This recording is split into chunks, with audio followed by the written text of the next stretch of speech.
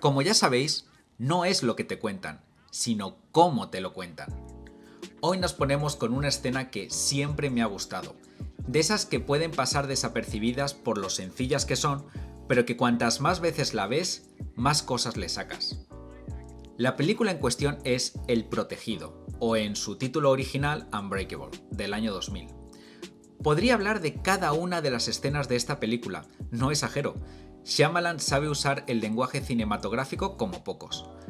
Pero quiero hablar de una escena en específico. Al poco de empezar la película, el personaje de Bruce Willis, David, está en el hospital tras el accidente de tren. Y aquí empieza lo bueno. Vamos a distinguir entre dos partes muy diferenciadas. Por un lado, tenemos lo que ocurre en un primer plano, y luego lo que ocurre al fondo. Nos centramos primero en el plano en sí, como un todo.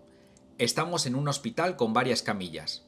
Vemos al fondo, tumbado en una de estas camillas, a David, nuestro protagonista, y en la parte de enfrente, un par de doctores están atendiendo a otro paciente que también está tumbado, pero totalmente tapado. Solo distinguimos la forma de su cuerpo y le cuesta respirar. Se pueden crear entonces dos líneas horizontales imaginarias muy marcadas por los dos personajes. Primero nos centramos en la parte de atrás. David se levanta. Ahora esas dos líneas horizontales de las que hablábamos cambian a una vertical y una horizontal. Un personaje levantado y otro tumbado. Y por otro lado, vemos cómo las cortinas se usan como un marco, crean un rectángulo vertical que encuadra a David, el protagonista de nuestra escena, como si fuera una viñeta de cómic. Además, todo a su alrededor es azul, es oscuro, es dramático, incluso tétrico. Él, por el contrario, lleva una camisa verde y el tono de su piel se nota menos azul, conserva su color natural, y una luz le da justo en su cabeza, acentuando la atención sobre él, y a la vez, esta luz provoca un efecto dramático en su rostro. Sus ojos apenas se ven por la sombra que crea esta luz. Y nuestro protagonista gira la mirada hacia lo que ocurre delante.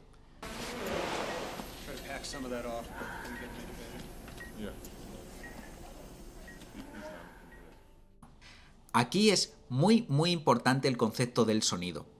El único sonido que tenemos es el de un aparato para monitorizar el pulso y una respiración fuerte, como si el paciente tuviera una máscara con oxígeno.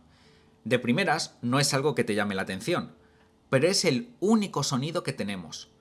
Nos ambienta en el hospital, pero tiene una importancia clave en lo que va a ocurrir.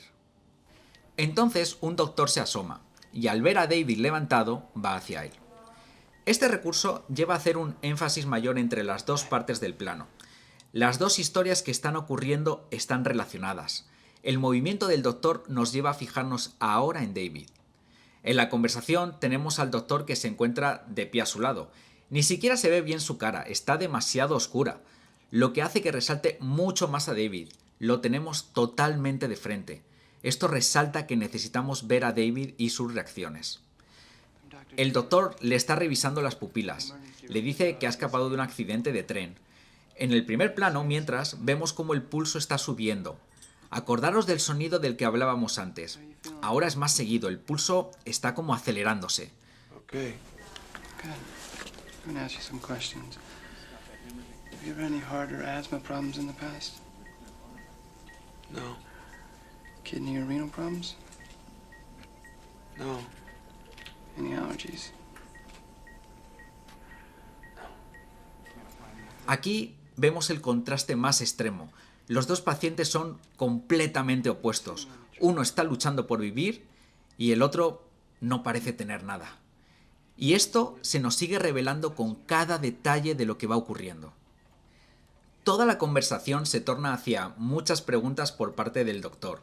Si tiene algún síntoma, alergia, si su familia estaba con él en el accidente, si se cambió de vagón.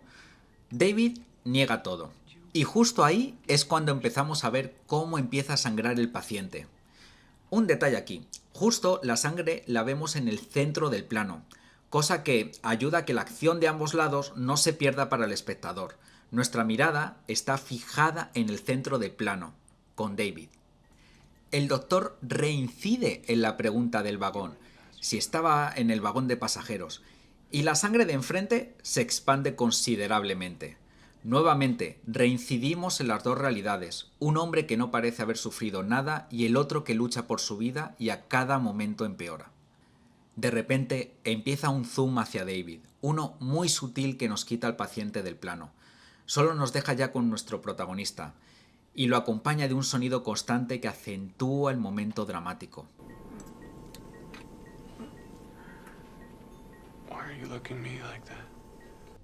Y David le pregunta lo que todos nos preguntamos.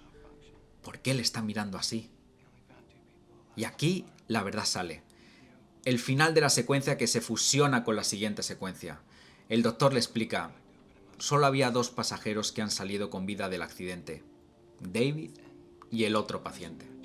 Este tiene su cráneo roto, su lado derecho aplastado y parece que va a morir en breve.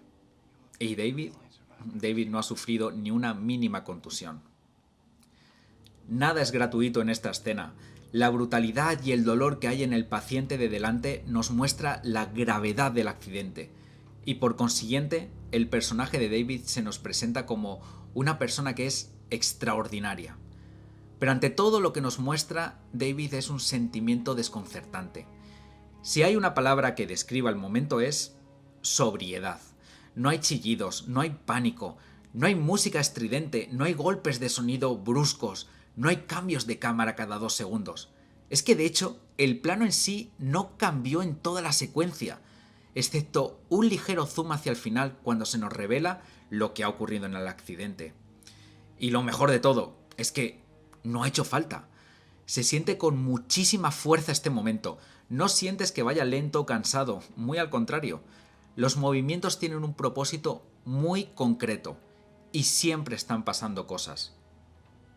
David en medio, con un foco de luz encima, nuestro protagonista absoluto, el hombre que ha sobrevivido a un accidente terrible donde todos han muerto, excepto él. El asombro del doctor es nuestro asombro, por eso es tan importante ver al otro paciente cómo va empeorando y cómo al final se nos revela no como un paciente más del accidente, sino como el que mejor ha salido del tren, y aún así sus heridas son fatales. Shyamalan quiere que sientas, que te envuelva la sensación de desconcierto, de la soledad del protagonista, cómo una tragedia tan grande ha ocurrido y la pregunta que el espectador se hace al terminar es ¿y por qué él? No es lo que cuentan, es lo que vemos y sentimos cuando nos lo dicen. No es que se nos diga que es el único superviviente, es que hemos visto agonizar al penúltimo de los pasajeros. Es que hemos sentido la impotencia de ver que su cuerpo no aguantaba. David no es un héroe, no se ha sacrificado por nadie, no ha salvado a una multitud de un desastre. Simplemente él es una víctima más del accidente. El contraste entre las dos historias que ocurren en el plano nos permite entender la magnitud de lo que ha ocurrido con David. Nos da contexto, pero ante todo nos mete dentro de la sensación de dolor, desconcierto, de muerte y a la vez de algo sumamente extraordinario. Y hasta aquí el capítulo de hoy. Muchas gracias por quedarte hasta el final y nos vemos en un próximo vídeo. ¡Adiós!